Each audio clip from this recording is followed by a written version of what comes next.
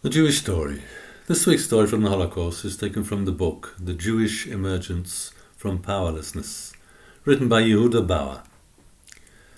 Let us not exaggerate. There were communities that collapsed. One cannot even find the dignity of quiet defiance in some Jewish responses. In Copenhagen, for example, the whole Jewish community was saved without its lifting a finger to help itself. In Vienna, but for a few hundred people in hiding, nothing but abject submission was the rule. Unfortunately, it is impossible to explore here the reasons behind this apparent lethargy. The range of Jewish resistance was broad, as I have shown.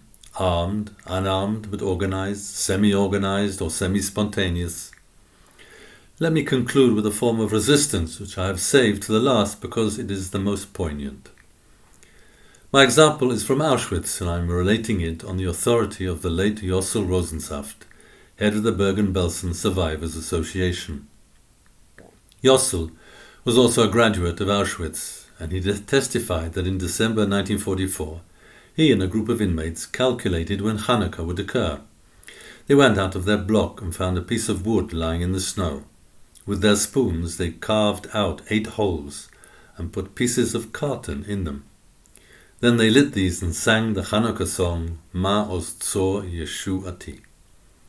None of the people who did this were religious, but on the threshold of death and in the hell of Auschwitz they demonstrated. They asserted several principles. That contrary to Nazi law, they were human. That Jewish tradition, history and values had a meaning for them in the face of Auschwitz, and that they wanted to assert their humanity in a Jewish way. We find a large number of such instances in concentration and death camps. Of course, there were uncounted instances of dehumanization in a stark fight for survival. Bread was stolen from inmates by their comrades. Violent struggles broke out over the soup, over blankets, over work details, struggles which only too often ended with death. In the conditions of the camps, incidents of this kind are not surprising or unusual, but examples such as the one mentioned are.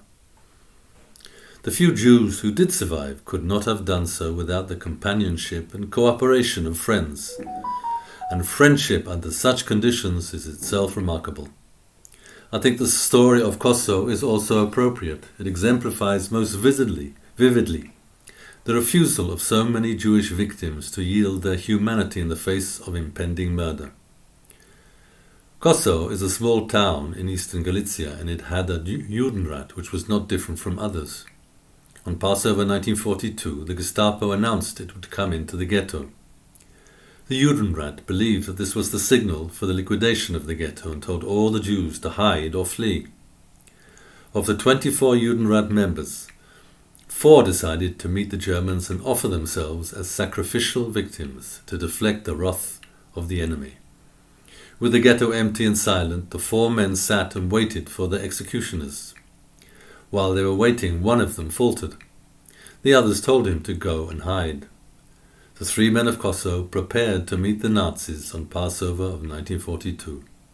Was their act less than firing a gun? Please pass on this story.